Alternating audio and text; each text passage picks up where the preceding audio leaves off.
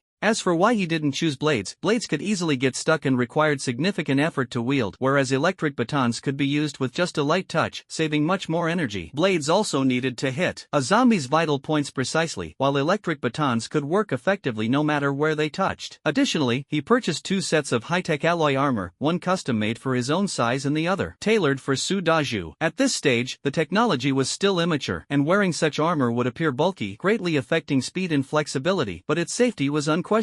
Against the strength of early-stage zombies, it would be difficult for any attack to penetrate the armor's protection. Paired with the electric batons, this combination was quite impressive. However, the armor hadn't been delivered yet. In his spare time, Chen Luo bought 100 large-capacity smartphones and loaded them with movies, novels, and study materials. Although the apocalypse would render the internet and signals unusable, as long as there was power, the phones could still be used. For this purpose, he also purchased 10 diesel generators. Don't ask why he bought 10, simply put, he was afraid they might break. Moreover, he bought a batch of solar panels. If he had had a phone with unlimited power and internet access in his previous life, Chen Luo felt he could have survived an extra 10 or even 20 years. He also bought a considerable amount of diesel, ensuring that air conditioning could still be used. One after another, Chen Luo also purchased a batch of walkie-talkies and household items, such as rice cookers, ovens, microwaves, and iron pots. As for medicines, he only bought some for treating external injuries and preventing infections, as the others were not needed for the time being. At the same time, Chen Luo hired a cooking instructor. After the apocalypse, what troubled him the most was that even though he found ingredients, he could only make food that was barely edible. To survive, Chen Luo really didn't want to eat such things. Once, he and Su Daju found 3 potatoes. They wanted to make stir-fried shredded potatoes but didn't know how to cut the vegetables. The two of them could only stare at each other helplessly and ended up roasting them with tears in their eyes, only to burn them in the process. Now that he had stockpiled so many supplies, if he ever needed them in the future but lacked cooking skills, he would only be left frustrated. To avoid such a situation, Chen Luo spent 50,000 yuan to hire a cooking instructor. Not a cheap price, right? Well, payment would be made a month later. The instructor's name was Ma Yu, a 25-year-old beauty with a mature and elegant demeanor. Her looks were decent and pleasing to the eye, but her figure was truly outstanding. Chen Luo had tried Ma Yu's cooking and genuinely thought it was amazing, far better than dishes from 5-star hotels. At first, Ma Yu was worried that such a high salary might come with ulterior motives from her employer, but after meeting Chen Luo in person, she felt reassured. Considering Chen Luo's circumstances, there were plenty of beautiful women outside trying to win his favor without success, so why would he bother with her? At this moment, Chen Luo was earnestly learning. Today, I'll teach you how to make sweet and sour ribs. First, blanch the ribs in cold water to remove the blood foam. Then pour in some oil that costs nothing. Chen Luo's face turned red. Where is there oil that costs nothing? When he was learning for the first time, Chen Luo was always worried there wouldn't be enough oil. Once, when Ma Yu went to the restroom and came back, she saw that Chen Luo had already poured half a pot of oil. Ma Yu exclaimed in surprise, "Is the oil in your house free? Why did you pour so much?" Seeing that Chen Luo had a good temperament, Ma Yu was merely joking. Even with Ma Yu teaching him step by step, the dishes Chen Luo made tasted nothing like Ma Yu's. Without Ma Yu's guidance, the dishes Chen Luo attempted to make were so bad that even the Dharma King wouldn't want to eat them. The Dharma King thought to himself, "I have no grievances with my master, so why are you poisoning me?" Clenching his fists, Chen Luo thought bitterly, "I'm just not cut out for cooking." So, he turned his gaze to Ma Yu, silently thinking, "Your skills are truly impressive. I have high hopes for you." Since he couldn't do it himself, he decided to find a personal chef, and Ma Yu's culinary skills were indeed exceptional. Chen Luo and Ma Yu were complete strangers in this lifetime, and he had no idea whether Ma Yu would turn into a zombie when the apocalypse came. He could only leave it to fate. Chen Luo parked his car at the entrance of an upscale residential area, not far from his home. While stroking the smooth fur of the Dharma King, he quietly observed the activity at the entrance. Chen Luo was waiting for someone important. Just as he was growing bored, his eyes suddenly lit up. 2 beautiful women walked out of the residential area. The older one appeared to be in her early 20s, about the same age as Chen Luo, while the younger one seemed to be around 17 or 18, exuding youthful charm. They looked like sisters, and indeed they were. The elder sister had a cold and stunning stunning beauty, a rare kind of elegance, while the younger sister was delicate and sweet, evoking a sense of tenderness and affection. Chen Luo's heart burned with excitement. A graceful lady is a gentleman's desire. Who wouldn't be drawn to such beauties? Unless, of course, they were mentally unsound or physically impaired. However, it wasn't just their looks that made Chen Luo wait here specifically. These sisters were extraordinary in other ways as well. The elder sister, Mi Ling, had gained control over flame abilities after the apocalypse, making her incredibly powerful. Among the flame ability users Chen Luo knew, she was one of the best. She was also the Scarlet Rose Flame Princess he had mentioned before. Because her name included the character Ling and she controlled flames, people called her the Flame Princess. Her other nickname, Scarlet Rose, symbolized her beauty and her thorny, untouchable nature, with scarlet hinting at her fiery temper. Yet, despite her temper, her figure was even more explosive. As for the younger sister, Meili, she was even more remarkable in Chen Luo's eyes. Though her combat abilities were weak, she wasn't a combat class but a support class healer. Rumor had it that she could use resurrection spells in the later stages. Such a divine ability was irresistible. If forced to choose between Mi Ling and Meili, bah, only children make choices. Chen Luo was determined to have both sisters, though he wouldn't foolishly approach them now. That would make him look like a sycophant. Chen Luo took out his phone and called Wang Ming, a private investigator he had worked with before. You have 3 days. I need their information, especially what they like to eat. Whatever they liked, he would stock up on. To win a woman's heart, you must first win her stomach. Wang Ming readily agreed. Such a task was a piece of cake for him. Watching Meili tug on Mi Ling's arm coquettishly while Mi Ling smiled indulgently, the two gradually walked away. Chen Luo chuckled softly and then left as well. It didn't take 3 days. By the afternoon of the next day, Wang Ming had sent Chen Luo the information on Mi Ling and Meili. Mi Ling loved Sichuan cuisine and her favorite fruit was grapes. Meili loved fish, especially braised pig trotters, and her favorite fruit was watermelon. Chen Luo felt enlightened. Braised dishes sounded good. He needed to stock up on some. In the blink of an eye, it was May 28th, just 5 days before the apocalypse would break out. The armor and electric batons Chen Luo had ordered were delivered one after another. The armor was entirely silver and designed as full-body suits, with 2 sets in total, one for Chen Luo and one for Su Daju. Though the armor was heavy, Chen Luo's set was relatively smaller, weighing about 45 pounds. Wearing it was somewhat strenuous, but its safety was unquestionable. Chen Luo had considered using mascot costumes or combat suits, but mascot costumes were even less convenient than armor, making them bulky, and low-grade combat suits were useless, while he had no access to high-grade ones. In terms of defense, neither could compare to the armor. Over the next few days, Chen Luo focused on adapting to the armor. The electric batons were purchased through a security company, costing 40,000 each. They could release high voltage capable of instantly stunning a person and killing them within seconds. He bought 50 in total. While others might find them inconvenient to use, Chen Luo's spatial ability allowed him to rotate their use, making it possible to kill hundreds of zombies at once without issue. At the same time, Chen Luo also purchased a 13-meter-long heavy-duty truck, which he placed near a cold storage facility. On the evening of June 2nd, Chen Luo transferred all the remaining supplies he had stockpiled, except for the meat in the cold storage, into his ability space. Even if someone noticed the miraculous disappearance of the supplies, he thought to himself, these are my things, so why should I bother explaining it to you? After all, the apocalypse is going to break out tomorrow. That night, Chen Luo tossed and turned, unable to sleep. Having been reborn, he wondered, would this damned apocalypse really arrive as scheduled? If it didn't, wouldn't all the effort he put into stockpiling supplies be wasted? Maybe it would be better if it didn't come. Sacrificing himself for the benefit of all humanity, what a loss. But then again, he was already wealthy. Why not just live a comfortable life in this flourishing world? Why go through the inhumanity of the apocalypse? The next morning, Chen Luo woke up early, feeling a bit conflicted. The apocalypse was set to break out around 9:20 a.m. At 8 a.m., he knew that Chen Jianan would still be having breakfast and wouldn't arrive at the company until 9. So, Chen Luo took out his phone and dialed Chen Jianan's number. Uncle, there's something I'd like to ask for your help with, he said respectfully. Chen Jianan responded hypocritically, you're my nephew. If I can help, of course I will. It's like this, I urgently need some money recently, but as you know, I've spent all my money stockpiling pork. I'd like to use all the supplies I've stockpiled as collateral. They're worth 1 billion, but I'm only borrowing 500 million, Chen Luo explained with a smile. Even among close brothers, accounts should be settled clearly. Uncle, let's sign an agreement. I'll only borrow it for 1 month, and repay you 600 million when it's due. If I can't pay it back by then, all the materials will be yours as collateral. Chen Jianan asked with some doubt, why do you need so much money in such a hurry? Chen Luo casually replied, I've observed that virtual currencies are about to skyrocket. They might increase tenfold or eightfold. 500 million could turn into 5 billion. Uncle, if you trust me, let's do it together. Chen Jianan thought to himself, this kid really dares forced to mess with that stuff? However, he didn't refuse and quickly calculated in his mind. Whether Chen Luo earns or loses, he wouldn't suffer a loss. Even if Chen Luo is very likely to lose everything, he could still exchange 500 million for 10 billion worth of materials. Although he didn't think much of Chen Luo's hoarding behavior, selling 10 billion worth of goods for 8 billion shouldn't be a problem. This deal could work. Chen Jianan sneered, "Don't blame me for turning my back on you when you lose." "Uncle, wait for me at home. I'll come over now to talk to you. I miss Fei too, let's call him over." Chen Jianan agreed. Such an important matter couldn't be discussed over the phone, and money couldn't be lent out casually. An investigation was necessary first. After hanging up the phone, a trace of coldness appeared on Chen Luo's face. He thought to himself, "In that case, on the day of the apocalypse, you both must die. The apocalypse will erupt around 9:20 a.m. on Thursday, with a margin of error of no more than 3 minutes. Chen Luo would never forget the timing of such a significant event, even if he wanted to. 9:20 a.m. is not the weekend, it's during work hours. In his previous life, the apocalypse broke out in the Chen Corporation's building. Out of over 1,000 employees, fewer than 100 survived. Although the number wasn't large, it wasn't insignificant either. Chen Jianan held great prestige within the Chen Corporation, and with Chen Fei awakening a decent superpower, they managed to take control of this group and grow stronger. However, despite their eventual moderate strength, they were ultimately destroyed by Chen Luo. Chen Luo couldn't kill Chen Jianan and his son in the Chen Corporation building because it was in a bustling area, and after the apocalypse, zombies would swarm like a tide. While he was confident he could make it back to his home, absolute safety wasn't guaranteed. There was always the risk of a car accident along the way. Such risks could be taken, but there was no need to. Instead of acting in such a dangerous place, it was better to kill Chen Jianan securely and leave safely. Chen Jianan lived in a wealthy district with a sparse population, making it easier for Chen Luo to escape after succeeding. The timing had to be after the apocalypse erupted, otherwise, if it didn't happen, wouldn't he become a murderer? By then, with order collapsing, who would care whether you killed someone or not? Therefore, Chen Luo made this call. The greedy Chen Jianan would definitely agree, and since Chen Fei lived with him, both of them had to die. Chen Luo went out with the Dharma King, as the Dharma King might awaken lightning abilities after the apocalypse broke out. When Chen Luo drove to the guard post, he saw Su Daju standing on duty. As he passed by, he rolled down the car window and said solemnly, "Daju, I feel uneasy, like something might happen. Be careful around 9 o'clock." Su Daju was momentarily stunned but nodded in response. "Got it, Chenji." Although Su Daju seemed a bit silly, he was actually just straightforward and had normal intelligence. After all, no one would think that a high-end residential area like Chen Luo's would hire a fool as a security guard, right? Moreover, Su Daju was a retired soldier. Even if he didn't awaken any abilities during the apocalypse, Chen Luo was no match for him at the moment. Chen Luo nodded. There weren't many residents in the area, and it was sparsely populated. Su Daju stood guard outside, keeping his distance from others. The process of turning into a zombie takes about 10 seconds, and Su Daju would definitely be able to react in time. In his previous life, Su Daju lived well, but Chen Luo couldn't help feeling a bit worried and gave him a special reminder. Then, he started heading toward Chen Jianan's house. On the way, Chen Luo dawdled intentionally, dragging it out until 9 o'clock before going to Chen Jianan's house. He sent Chen Jianan a message, saying that his car had a minor issue and he would be half an hour late. Chen Jianan replied that it was no problem. At Chen Jianan's house, Chen Jianan took a sip of tea and said to Chen Fei, "That kid Chen Luo actually wants to speculate in virtual currency. He's really fearless." Chen Fei unexpectedly stood on Chen Luo's side and sighed. Back then, virtual currency was just a few cents each. Who could have imagined it would rise to over 60,000 apiece? A million-fold increase. If it weren't for Dad stopping me, I definitely would have wanted to give it a try too. It's understandable that Chen Luo wants to take a gamble. Chen Jianan sneered disdainfully, "That stuff has no real value at all. It's just a way to fleece people. However, this business can still be done. We need to first investigate whether the goods Chen Luo is hoarding are really worth 10 billion. Chen Fei said with a smile, "A money-making deal delivered to our doorstep. Why wouldn't we take it?" Chen Jianan pondered, "Could there be a trick in this? That kid Chen Luo knows I tricked him, so why would he let me do a profitable deal?" Chen Fei snorted coldly, "I understand the mindset of playing with cryptocurrency. It's just like gambling. He's in a hurry for money, doesn't know many people, and no one else can come up with 5 billion to approach us in such a short time. If he dares to trick us, let him try. I definitely won't let him off." At 9:05, Chen Luo finally arrived. The maid at Chen Jianan's house opened the door, and Chen Fei came up to him, warmly hugging Chen Luo, making him feel a bit suffocated. "Chen Luo, it's just that your cousin is too timid, otherwise, he would have joined you in your ventures. If you make money trading coins, don't forget about your cousin here." Chen Luo responded with a smile, "Of course not. If I make $1 billion, I'll definitely gift you a supercar, cousin." Chen Jianan stood up and greeted him. "Xiao Luo, have you eaten yet? Should I ask the maid to make you something?" something? Chen Luo replied without hesitation. That would be great. I was in such a rush that I didn't eat a thing. Chen Luo was endlessly bragging about how profitable trading virtual currencies could be. At 9:15, the maid served breakfast and Chen Luo devoured it ravenously. Suddenly, a painful scream came from the maid's room. Chen Jianan frowned. What's wrong with Xiao Li? Is she sick? Xiao Fei, go take a look. Chen Fei found it odd but responded affirmatively. A glint of excitement flashed in Chen Luo's eyes. Could the apocalypse really be upon them? It seemed the two of them were destined to die today. Chen Luo stood up, feigning curiosity. I'll go check too. If she needs to be taken to the hospital, I can lend cousin a hand. Chen Fei walked to the maid's room door, opened it, and immediately let out a scream of fright. The scene before him sent chills down his spine. The maid, in her 40s, had disheveled hair, blood streaming from her 7 orifices, the crimson liquid running down her face and neck. Her eyes were a deep red, utterly horrifying. This robust adult man, Chen Fei, felt his scalp tingle, his legs go weak, and he could hardly believe what he was seeing. He stood frozen at the doorway. The maid, upon seeing Chen Fei at the door, lunged at him like a fly drawn to filth. After turning into a zombie, her strength had surged explosively, though her speed had significantly decreased. Chen Fei snapped out of it and tried to quickly shut the door, attempting to trap the zombified maid inside the room, but a hand stopped him from doing so. At the same time, a sinister smile appeared on Chen Luo's face. He retrieved an electric baton from his ability space, switched it on, and the baton buzzed to life. Without hesitation, he pressed the electric baton against Chen Fei's back. Chen Fei,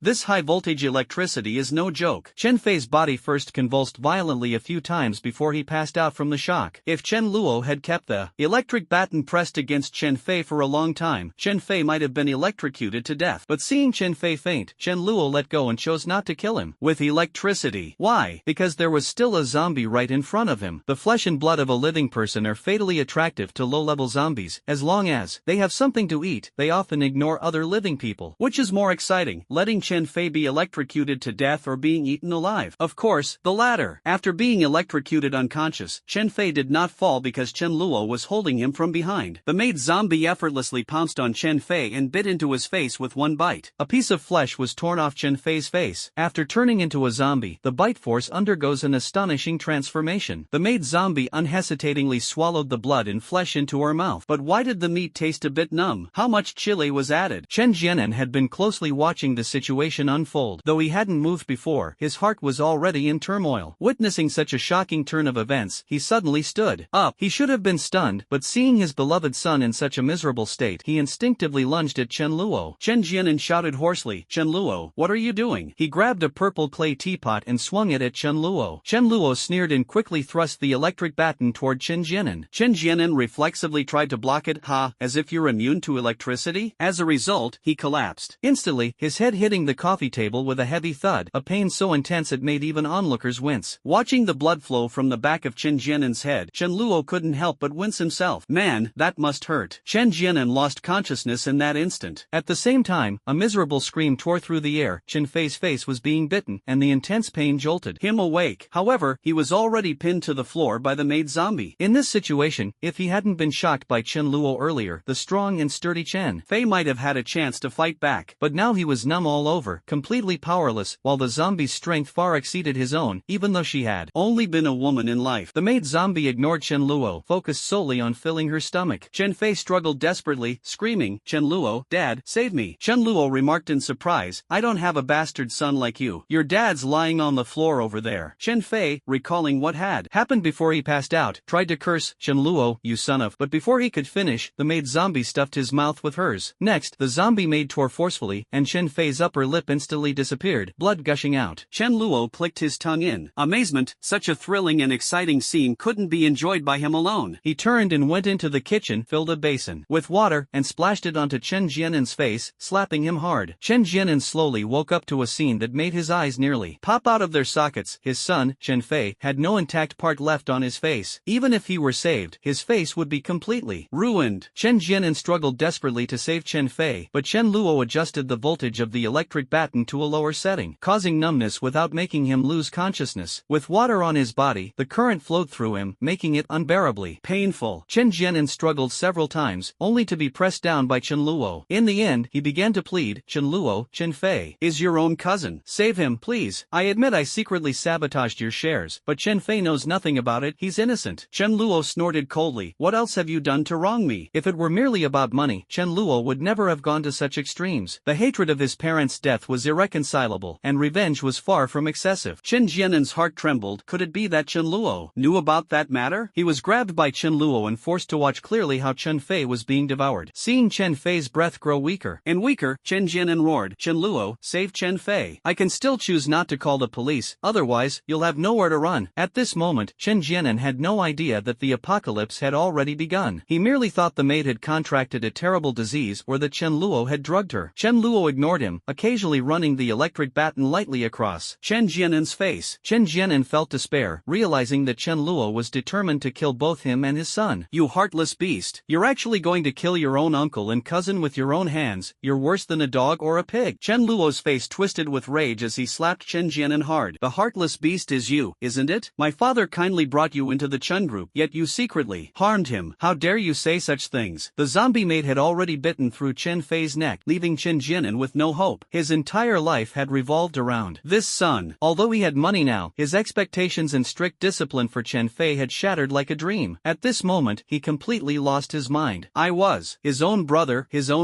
I helped him achieve so much, and what did I get? Just 10% of the shares, like throwing scraps to a beggar. He deserved to die. And you, with the current level of technology, there's absolutely no way you can escape. Chen Luo's gaze was cold as he thought to himself, bringing a wolf into the house. At the value of the shares at that time, 10% was worth 1.5 billion. What kind of employee could get that much? Human greed knows no bounds. Not far away, a zombie couldn't possibly devour two people in such a short time, and Chen Luo couldn't control the maid zombie to attack Chen Jianen. Electrocuting him would be far too merciful. Chen Luo retrieved a dagger he had long prepared from his ability space and plunged it straight into Chen Jianen's heart, silencing him forever. During this process, Chen Fei had already been bitten to death. The maid zombie, seemingly full after the commotion, let out a roar and lunged at Chen Luo. Zombies. Chen Luo had encountered plenty of these low-level creatures and wasn't fazed at all. He adjusted the voltage of the stun baton to its maximum setting. The crackling sound of electricity filled the air, accompanied by the stench of burning flesh. This time, Chen Luo electrocuted the zombie for several seconds. The maid zombie let out a few shrieks before falling silent and collapsing to the ground. Zombies do feel pain, but they don't fear it. Apart from their instinctual hunger for human flesh, they lack any other emotions. They don't understand fear but can experience pain. Killing them isn't difficult. Any method that can kill a human works on them too. The only troublesome part is that even if their intestines spill out or half their face is gone, they will still fight tenaciously. Paralysis and dizziness are also effective against them. Chen Luo couldn't confirm whether the maid zombie before him was truly dead, but it didn't matter. He crouched down, pulled out his dagger, and stabbed it into the zombie's forehead. Now, it was truly dead. A zombie's weak point is its forehead. Once a sharp weapon is deeply inserted, it dies instantly. Chen Luo didn't stop there. Instead, he continued to stir the dagger in the zombie's brain. Red and white fluids splattered everywhere, creating a grotesque scene. But Chen Luo's expression remained calm. Having vomited countless times in the past, he was already accustomed to such sights. Chen Luo wasn't a psychopath. He simply wanted to extract the crystal from the maid zombie's forehead. Whether it's an ability user or a zombie, after the apocalypse, a crystal forms in their forehead. The color and size of the crystal vary depending on the target's ability type and strength. For fire-type ability users or zombies, the crystal is red. For wind-type, it's green. If a Pope awakens an ability, the crystal is purple. The crystal Chen Luo had once extracted from the Pope's head was a deep purple crystal the size of an egg. As for the maid zombie before him, due to its low level and lack of awakened abilities, its crystal was a pale white. For someone like Chen Luo, who had a spatial ability, the crystal would be transparent. Don't misunderstand, Chen Luo had never seen his own crystal. He had only seen it in the heads of other spatial ability users. Chen Luo obtained a small, pale white crystal the size of a grain of rice from the forehead of the zombie maid. Such low-level crystals were something he hadn't seen in a long time, as zombies this week had become almost non-existent in the past 6 months, let alone 12 years later, when any random zombie encountered would be a bona fide boss-level threat. The power of zombies was constantly increasing. After awakening abilities, they could absorb the energy from crystals to accelerate their advancement or use the energy to speed up recovery. Chen Luo remembered that in his previous life, around 10 o'clock, he suddenly felt a mysterious energy appear within his body, but at the time, he had no idea what it was or how to use it. Chen Luo placed the pale white crystal into a small box he had prepared in his ability space, then checked the heads of Chen Jianen and Chen Fei, only to find no crystals. Survivors only generate crystals in their minds after awakening. Chen Luo didn't mind. Even if they had crystals, they would be of the lowest quality. There were plenty of zombies outside, and obtaining crystals was easy. After completing his revenge, Chen Luo didn't rush to leave. In half an hour, he would soon awaken his ability. Awakening would cause a brief, intense headache, so he decided to wait here. The Dharma King would also awaken. Earlier, Chen Luo had instructed the Dharma King to stay in the car and not come out, but now he planned to call him inside. When they first arrived, the sky was still very clear, but now it had turned oppressively dark, as if a violent thunderstorm was imminent. Although it wouldn't rain, this strange weather would persist for 3 days before clearing up. Inside the car, the Dharma King felt uneasy because a young female zombie outside the courtyard was staring intently at him, growling with a thunderous roar. The Dharma King thought to himself, if you've got the guts, come in here. All you do is make noise. When the young female zombie saw Chen Luo, she immediately turned her growling toward him. The iron gate outside the courtyard was very sturdy, and the young female zombie couldn't get in. Chen Luo smiled faintly. Come on, uncle will set you free. As Chen Luo approached, the young female zombie hurriedly stretched out her hands, trying to grab him through the gaps in the iron gate. Here's something tasty for you, Chen Luo said, pulling out an electric baton and extending it toward the young female zombie. However, she had no idea what it was and fearlessly grabbed the baton with her hands. The iron gate clanged noisily as the young female zombie's body convulsed violently, clearly suffering a severe electric shock. 2 or 3 seconds later, the young female zombie collapsed stiffly to the ground. Chen Luo sighed. This electric baton is really handy. Uncle has set you free, so it's not too much to ask for a little reward, right? He looked around and, seeing no other zombies, confidently opened the iron gate and retrieved the crystal from the young female zombie's forehead. Witnessing all this, the Dharma King was utterly stunned. Master, how can you be so ruthless? After closing the iron gate, Chen Luo let the Dharma King out of the car and brought him into the building. Upon seeing the corpses of Chen Jianan and the other two, the Dharma King was so frightened that he immediately stuck close to Chen Luo. With nothing else to do, Chen Luo began rummaging through the rooms. He took all of Chen Jianan's treasured cigarettes and liquor. Although Chen Luo only smoked occasionally, there were plenty of heavy smokers around, and for them, running out of cigarettes was worse than running out of food. Picking up an apple, Chen Luo leisurely began peeling it. The frightened Dharma King stayed close to him, and Chen Luo smiled, unconcerned. Dogs have emotions too. If not for the tempering of his past life, he might have reacted even worse than the Dharma King upon seeing such a scene. Just as he was about to take a bite of the peeled apple, a purple electric arc flashed across the Dharma King's black fur. Standing right next to him, Chen Luo was hit directly by the shock. His entire body twitched, and the apple in his hand fell to the ground. Both surprised and delighted, Chen Luo exclaimed, "Has the Dharma King awakened an ability?" He laughed and cursed, "You damn dog, the first thing you do after awakening is zap me." He immediately moved a bit farther away from the Dharma King. What if he got electrocuted again? Arcs of electricity continuously flickered across the Dharma King's body, and a pained expression appeared on his dog-like face. However, this pain lasted only for a dozen seconds before the Dharma King returned to calm. Chen Luo felt a bit envious. The strength of an ability user's talent mainly depends on 2 aspects. First, the awakening time. The earlier the awakening, the stronger the talent. Second, the growth rate of the ability. Undoubtedly, the faster the strength increases, the stronger the talent. Even if 2 ability users with different talents were given unlimited crystals, their growth rates would still differ. The Dharma King's talent was undoubtedly top tier among the lightning-type abilities. Moreover, at this moment, the Dharma King's intelligence seemed to have improved as well. Chen Luo cursed inwardly, man is inferior to dog. Just then, Chen Luo felt a sharp pain in his mind, as if something was being born inside his head. Yet, a smile appeared on his face. I'm not bad either. Although his skull hurt, Chen Luo's expression remained calm. He had long grown accustomed to this level of pain. Every time his ability leveled up, he would go through such a process. Chen Luo felt a mysterious force suddenly emerge within his body. If it were his past self, he wouldn't have been able to master and use such power in a short time. But now, he was already familiar with it. Chen Luo extended his hand and slowly guided the power within him to his palm. The power of space appeared in his hand. Although others couldn't see this invisible force, Chen Luo could feel it. He condensed the spatial power into a transparent sphere. With a wave of his hand, the spatial power smashed toward the opposite wall. Instantly, a crack with a diameter of over 10 centimeters and a depth of 4 to 5 centimeters appeared on the wall. The Dharma King stared in shock. Chen Luo shook his head. This level of attack still couldn't instantly kill even the lowest level zombie. It would take 2 hits. The spatial sphere he had just used consumed about a quarter of his internal ability power. The destructive power of spatial abilities in the early stages wasn't weak, but compared to other abilities, the consumption was relatively high. However, under Chen Luo's precise control, the current consumption was actually smaller than that of others. Spatial abilities weren't particularly strong in the early stages. Their power only began to manifest in the mid to late stages. Once he mastered Void Walking, Energy Pulse, and dimensional blade, the destructive power would be on par with fire-type and lightning-type ability users, and his survival capabilities would be unmatched. Shenluo immediately took out the 2 crystals he had just obtained, tightly gripping them in his palm, and began absorbing their energy. Although he couldn't see the crystal in his mind, he could feel its presence. 5 minutes later, after fully absorbing the energy of the 2 crystals, Shenluo felt the crystal in his mind grow slightly larger, increasing by about 1/5. After absorbing approximately 20 more crystals, the crystal in his mind would undergo a minor transformation, signifying that Shenluo would advance from a level 1 ability user to a level 2 ability user. The levels of ability users are divided into 10 grades, with King level above the 10th grade. In his previous life, the Dharma King and Spirit Flame Empress both reached the highest level of King grade. After absorbing the Dharma King's crystal, Shenluo once again advanced from King grade to another level. But what was the point? No food, no drink, no entertainment, and no companionship. Living was meaningless, it would be better to die. Shenluo had mastered the power of supernatural abilities, but the newly acquired Fa1 was still unaccustomed to the energy within his body and unable to control it well. Shenluo instructed, try to concentrate the energy in your body into your throat, gather it, and then spray it in the direction you want. Originally, it was thought that Fa Wang would need a long time to adapt to the supernatural ability. Unexpectedly, the next second, upon hearing Shenluo's words, Fa Wang gave it a try and actually spat out a purple lightning bolt from his mouth, directly targeting the LCD TV opposite. The TV screen instantly shattered, with fragments flying everywhere. Shenluo smiled in surprise. What a good dog. He then said, let's go, head to the cold storage to collect supplies. Shenluo's meat cold storage was one of the 2 largest in the capital, with a storage capacity of up to 100,000 tons. It not only housed his supplies but much more. Opening the iron gate, they got into the car, and the wheels rolled over the body of a young female zombie as Shenluo and Fa Wang drove off. This was a villa district with a total of 100 villas, housing only a few hundred residents. At this moment, most of the homeowners were not present. Most of the zombies were temporarily locked inside the houses, and unable to come out, so only a few zombies could be seen. Occasionally encountering a zombie, Shenluo did not hesitate and rammed straight through. Advancing to a level 2 ability user was not urgent, the power increase was minimal and currently not as effective as the electric baton. In the apocalypse, everything was in short supply except zombies. As they approached the exit, Shenluo caught sight of a boutique supermarket over 200 square meters in size near the gate. After a brief hesitation, he stopped the car. Never leave empty-handed, he thought. This supermarket was not small and had a decent amount of supplies, so spending a few minutes clearing it out was worth it. Through the car window, Shenluo saw several zombies inside the supermarket. Given its size, the number of employees and customers was significant, far more than just 1 or 2 zombies. Although Shenluo held an electric baton and was not afraid, there was still a chance of getting injured. With his cautious nature, how could he take such a risk? The high-priced armor he had purchased was not for nothing. Thus, Shenluo quickly donned the armor. Though it was a bit troublesome, it was the safer choice. Looking at his gear, Shenluo felt secretly satisfied. This time, he was set. With the Law King in tow, he strode over confidently, then turned and said, attack if you can, but be careful, don't go head to head. Move flexibly and circle around them. Although he didn't urgently need the Law King's help, he wanted to test its abilities. To his surprise, the Law King actually nodded just like a human. As they approached the supermarket, Shenluo saw 4 zombies gnawing on 2 corpses. The 2 people had already died, their bodies almost entirely consumed, blood pooling on the ground. Once the zombies were full, they certainly wouldn't ignore approaching survivors. The 4 zombies immediately lunged at Shenluo, who quickly drew 2 electric batons, 1 in each hand, and knocked 2 zombies to the ground in an instant, leaving them twitching uncontrollably. For the 2 zombies behind, the Law King let out a loud cry and spat out a bolt of lightning, but missed the mark. The Law King looked a little bewildered. Shenluo couldn't help but chuckle. Law King, lure them away. It wasn't really necessary, but Shenluo wanted to get used to working with the Law King. Upon hearing this, the Law King immediately trotted off to lure the zombies away. Although zombies weren't fast, in fact, much slower than normal people, the Law King was agile, easily shaking off the 2 zombies, yet still deliberately keeping their attention to help Shenluo out of trouble. At the same time, the Law King didn't forget to gather lightning and attack the zombies. Shenluo walked straight into the supermarket, ignoring the gruesome corpses on the ground. The cashier counter was lined with high-end cigarettes and liquor, which immediately caught his eye. The cheapest cigarettes were 30 yuan a pack. There wasn't a single cheap brand. Shenluo ran his hand lightly across the cigarettes and liquor, and soon they all entered his ability space. Then he went to the fruit section. Apples, oranges, bananas, grapes, hammy, melons, all the premium fruits were swept away by him, and the snacks, drinks, and grain and oil sections weren't spared either. Within minutes, the shelves were almost entirely emptied. Just then, a roar rang out. Shenluo looked over and saw a zombie zombie that looked like the supermarket manager locked in the storage area, where there was an office desk clearly his. Chen Luo finished him off with ease, not bothering to check what was in the packing boxes and tossing them all straight into his ability space. Anyway, there's plenty of space, so you can place things however you like. Chen Luo extracted the crystal from the zombie store manager, then went outside the supermarket to collect the crystals from the two zombies that had been electrocuted earlier. Among the two zombies lured away by the Dharma King, one had been electrocuted while the other was still alive. It wasn't that the Dharma King didn't want to kill it, but rather that its newly awakened powers had already been exhausted, leaving it unable to release more lightning. The Dharma King appeared dejected, wondering why its master could easily deal with zombies while it couldn't. Chen Luo gently patted the Dharma King's head, saying, "You've already done great. Give it some time, and you'll be the coolest dog around." The Dharma King's eyes sparkled with hope. Could this really be true? Even without absorbing crystals, the power of its abilities would grow slowly, though at a much slower rate compared to fully absorbing crystals. While walking the zombies, the Dharma King inadvertently attracted two security guard zombies, which Chen Luo easily dealt with. With 6 zombie crystals in hand, Chen Luo drove away from the villa district. After leaving the villa district, Chen Luo didn't take the main road but opted for a secluded route to the cold storage. Occasionally, zombies spotted him, but with their speed, they could only eat his dust. He also saw some drivers suddenly turning into zombies, causing their vehicles to lose control and crash everywhere. Within just a few minutes of the apocalypse breaking out, the global population had already decreased by 80%, and all forms of order and production activities had come to a halt. Traffic lights that hadn't yet lost power continued to flash, but only those who had lost their minds would still wait for a red light at this point. Chen Luo drove straight through the red light. At that moment, a white sedan speeding alongside Chen Luo pulled up next to him. A young man leaned out of the car window, anxiously asking, "Hey man, what's going on? I can't get through to the police on the phone." Chen Luo kept his gaze straight ahead and calmly replied, "It's obvious, the apocalypse has arrived." After speaking, he sped up, leaving the young man behind. The young man called out unwillingly, "Hey, buddy, let's team up. We can look out for each other." Chen Luo responded coldly, "Not necessary. Wolves don't cooperate with sheep." Although Chen Luo planned to recruit some subordinates, he wasn't going to accept just anyone. Only elites would do. Ordinary survivors might be somewhat useful at this stage if they were obedient, but in a few years, they would likely become cannon fodder. However, over the years, how many resources would they consume? At least 100 pounds of pork. While Chen Luo had plenty of resources, they weren't unlimited. He didn't think of himself as cold-blooded. It was the world that was too cruel. Moreover, Chen Luo needed to gather supplies, and having someone with him would be inconvenient and might expose the secret of his spatial ability. If he were unprepared, bringing along a piece of cannon fodder might be acceptable, at least to attract zombies, but for now, it was entirely unnecessary. After turning into a narrow alley and driving for a few dozen meters, Chen Luo frowned. The road ahead was under construction, taking up half the street. While there was still enough space for one car to pass, an out-of-control van had crashed into the barricade, blocking the way. Chen Luo glanced around and saw more than 20 zombies, most of them wearing worker uniforms. This was the only road leading to the cold storage, and taking a detour would waste too much time. Chen Luo got out of the car. With no other choice, he had to deal with these zombies. The Law King also got out of the car. Chen Luo said to him, "Be careful and just protect yourself." There were no living people around, and Chen Luo's sudden appearance attracted the group of zombies, who charged at him like dogs spotting a pile of dung. Chen Luo smiled faintly and pulled out 2 electric batons, one in each hand. Zzzzz. The sound of electricity crackled, and 2 zombies immediately fell to the ground. However, Chen Luo soon found himself surrounded by zombies. Facing 4 or 5 zombies lunging at him simultaneously, he remained calm. The electric batons could only shock 2 at a time, and Chen Luo, clad in armor, had no intention of dodging the zombies' attacks. Fully armed and wearing alloy armor with a thick helmet, Chen Luo was confident that the current generation of zombies couldn't easily break through his defenses. The zombies clawed and bit at Chen Luo, their attacks producing a harsh scraping sound against the armor. Apart from leaving faint marks, they posed no threat to him. The zombies that tried to bite him, however, were in for a miserable time. Although their teeth had become sharper and their bite force had increased, they still couldn't penetrate the armor. The stronger their bite, the worse the damage to themselves. 2 blood-stained teeth suddenly flew out, the force of the bite causing their teeth to shatter. Chen Luo couldn't help but chuckle. In the apocalypse, no one's going to fix your teeth for you. Better stop biting. If you lose all your teeth, you'll be left licking instead. With the protection of the armor, the zombies were completely unable to harm Chen Luo. Of course, relying solely on the armor wasn't enough. It wasn't easy to injure the zombies either. One zombie that had been electrocuted didn't collapse as usual but instead remained ferocious, gripping the stun baton tightly. Chen Luo understood that the baton was almost out of power. Although the stun bat baton had high voltage, its duration was short, and Chen Luo had already used it to deal with 7 or 8 zombies. No problem, you can have it, Chen Luo thought as he released his grip and retrieved another stun baton from his ability space. I prepared a total of 50 of these. After easily killing all the zombies, Chen Luo collected the depleted stun batons and began extracting their crystals. Walking to the van, Chen Luo glanced at it and noticed that one side of the windows was completely shattered. The interior was empty, but the keys were still left in the vehicle. It seemed that the owner had turned into a zombie during the mutation, got trapped inside the van, and, unable to open the door, had no choice but to smash the window. Chen Luo bypassed the van and continued on his way. This time, he successfully arrived at the vicinity of the cold storage. Without rushing into the cold storage, Chen Luo found the heavy-duty truck he had prepared nearby. In this spacious area, the heavy truck was undoubtedly a more powerful weapon than the armor and stun baton. In the parking spot, Chen Luo saw the heavy truck he had been eyeing, a smile appearing at the corner of his mouth. He took out the prepared key, opened the door, and then got into the truck along with Fa Wang. The door of the heavy truck was more than a meter above the ground, requiring the use of steps to climb up. The feeling of driving a heavy truck was completely incomparable to driving a small car. The sturdy steering wheel and towering body provided an unparalleled sense of security. Abandoning the small car, Chen Luo somewhat clumsily drove the heavy truck toward the cold storage and found the electronic gate tightly shut. Chen Luo didn't care at all, slammed the accelerator, and charged at full speed. If it had been a small car, it might have gotten stuck at the electronic gate, but in front of the heavy truck, the gate was instantly smashed, and the truck barreled into the cold storage area as if nothing was in its way. Chen Luo opened his mouth in surprise. Wow, the thrill of destruction was absolutely exhilarating. The cold storage was spacious, usually staffed with many workers, and it was during working hours, so the number of zombies inside was astonishing, at least 100. Although the electric baton could kill enemies, it consumed too much power. The roar of the heavy truck, combined with the loud crash of the electronic door being smashed, instantly attracted a large number of zombies rushing toward the commotion. The corners of Chen Luo's mouth lifted slightly, and he charged forward at full speed. Few could survive being hit by a heavy truck at full speed. The zombies ahead had no concept of evasion and even tried to block the truck. Stopping a truck barehanded? That was sheer lunacy. 2 zombies were instantly flung 3 meters into the air and lay lifeless upon landing. This was far more satisfying than using the electric baton. More and more zombies approached him, but they posed no threat. Some zombies were knocked to the ground but not completely dead, so Chen Luo drove over them again. Let's see if you can survive that. Chen Luo rampaged through the cold storage, thoroughly enjoying himself, so much so that even the Pope beside him was cheering. Foolish zombies kept throwing themselves at him one after another. After about 10 minutes, Chen Luo deliberately made some noise, but no more zombies came. He got out of the truck but didn't rush to collect supplies from the cold storage. Instead, he began extracting crystals from the zombies' heads, while keeping an eye out for any survivors. After causing such a commotion, if there were any survivors nearby, they would surely have noticed. In an environment like the cold storage, survivors of the apocalypse would have either escaped the zombies with their speed and fled outside or hidden in sturdy rooms. If any survivors appeared, Chen Luo had no intention of taking them with him. After all, they were strangers, why should he? He was determined to take all the supplies in the cold storage. If he didn't collect them himself, the disappearance of the goods would inevitably raise suspicion. Chen Luo understood that the fact he possessed a large amount of supplies must never be leaked. He had to be ruthless. He wouldn't kill the innocent indiscriminately, but if someone threatened him, they would have to bear the consequences. After the apocalypse, the world no longer cared about right or wrong. It was a battle against zombies and monsters, and even more so a fight with other survivors over limited resources. For survival, it was kill or be killed. Just like how Chen Luo had fought desperately with someone over a single sausage. Was it wrong to want to eat a sausage and fill his stomach? Was it wrong for others to want to fill their stomachs too? Was the law wrong? At this moment, on the rooftop of the cold storage building, 3 survivors were cautiously observing Chen Luo. They were all employees of the cold storage facility. The 2 men, Gu Tao and Tong Yuanhang, were porters, both burly and in their 30s. The woman, Zhang Meng, was the cold storage accountant, a young woman in her 20s with delicate features. When the apocalypse broke out, Gu Tao and Tong Yuanhang had no tasks at hand and were chatting idly, staying a bit farther from the others. When they saw the zombies, they were almost scared out of their wits. Faced with the zombies' blockade, they didn't have the courage to break through and could only rely on their familiarity with the cold storage environment. They quickly entered the cold storage, climbed to the rooftop via the stairs, and sealed off the rooftop entrance. Zhang Meng was slightly luckier. She wasn't in the office at the time. When she discovered the outbreak, she screamed and ran out, just in time to see Gu Tao and Tong Yuanhang. She followed them to the rooftop. The zombies noticed the 3 of them but were helpless against those on the rooftop, nearly gathering below. Chen Luo's arrival, however, diverted the zombies' attention, causing them to rush toward him instead. Chen Luo's act of crushing zombies with a truck was witnessed by the three. Zhang Meng said excitedly, let's ask him to take us with him and leave. Tong Yuanhang continued, this heavy truck has a cabin, and just the driver's seat can accommodate 5 or 6 people. I don't know how my wife at home is doing. I'm so anxious I'm about to collapse. Driving this truck is definitely safe. Hundreds of zombies were crushed to death by a heavy truck, and they all saw it clearly. Gu Tao smoked a cigarette and shook his head, saying, this only works in spacious areas. In the city, there are too many cars, you can't drive fast, and if you're blocked, you're just waiting to die. Zhang Meng said worriedly, when the mutation first happened, the internet hadn't gone down yet. I looked it up online, and many netizens said they saw zombies. Could it be that the whole world has turned out like this? Tong Yuanhang said firmly, no matter what, I have to go home and take a look. This heavy truck is much better than the other vehicles in our cold storage. Zhang Meng nodded in agreement. Gu Tao, however, disagreed. He's your father, isn't he? You just let him do whatever you want? This driver is a tough character. Otherwise, how would he dare to do what he just did? Yuanhang, do you think he would risk his life to escort you home? I figure this guy knows we have supplies in the cold storage. He probably came over to grab some stuff and leave right after. He wouldn't care about you at all. Tong Yuanhang was stunned. If he were the driver and a stranger asked him to take them home, he definitely wouldn't agree. No ties, no obligations, why take the risk to help? Gu Tao gritted his teeth and said, instead of letting this heavy truck stay in someone else's hands, we should take it for ourselves. Let's seize it from him. Even if there's no apocalypse, this counts as an emergency precaution, not robbery. We won't kill him, just restrain him. Zhang Meng suddenly said, look, it seems like he's wearing armor. Gu Tao and Tong Yuanhang immediately looked at him, exclaiming in shock at how impressive it was. While the heavy truck was powerful, getting out of it wasn't safe. But with armor, it was a different story. Gu Tao became even more determined to rob Chen Luo. What do you two think? Tong Yuanhang responded immediately. Yes, let's rob him. This guy actually dared to come to the cold storage to steal supplies. We absolutely can't tolerate that. Zhang Meng hesitated for a moment but agreed. Having it in Chen Luo's hands was not as good as having it in the hands of her colleagues. At least they were more familiar than strangers, and for the sake of being colleagues, they would help her. Seeing that both of them agreed, Gu Tao chuckled. Zhang Meng, you use your charm to attract his attention. Yuanhang, you and I will take him down together. Zhang Meng's face flushed slightly, and she felt a bit proud. In a cold storage environment full of rough men, wasn't she the beauty here? Hearing compliments repeatedly, some people start to believe them. The three of them came down from the rooftop and headed straight for Chen Luo. Zhang Meng tried to speak in the sweetest voice possible. Hello, thank you for saving us. Tong Yuanhang and Gu Tao also tried their best to show warm and grateful smiles. Earlier, when they were on the rooftop and the light was dim, Chen Luo hadn't really noticed them. Squinting his eyes, Chen Luo thought to himself, will the next step be asking me to take you away? And if I refuse, will you make a move? He didn't act immediately but instead asked, is it just the three of you here? Zhang Meng's expression darkened instantly, and she nodded, yes, it's just the three of us who survived. Chen Luo became alert, noticing Gu Tao and Tong Yuanhang approaching him from both sides. The subconscious distance between strangers should be maintained at around 3 meters, with only familiar people coming within 1 meter. Gu Tao and Tong Yuanhang acted decisively, each grabbing one of Chen Luo's shoulders. They were confident. Years of heavy lifting had made them much stronger than the average person. Although the armor's defense was strong, it was only effective against zombies. If not for caution, either of them alone could have subdued Chen Luo, even in his armor. Chen Luo sneered inwardly, thinking, damn it, I haven't even made a move, and you're already acting first? Just now, you were full of gratitude toward me, and now you're turning on me in an instant? If he hadn't been prepared, and was just an ordinary person, this situation would have been a complete disaster. The harsh environment mercilessly magnifies the ugliness of human nature. Kindness, in the apocalypse, is the most worthless and harmful thing. Gripping Chen Luo's shoulders, Gu Tao said smugly, buddy, don't resist. Don't worry, we won't hurt you. At that moment, the Dharma King, who had been searching separately from Chen Luo, returned. Seeing the scene, a fierce expression immediately appeared on the dog's face. Gu Tao and the other two were stunned. There's a dog? The dim light prevented them from seeing clearly. However, the three didn't pay much attention, as the Dharma King didn't appear.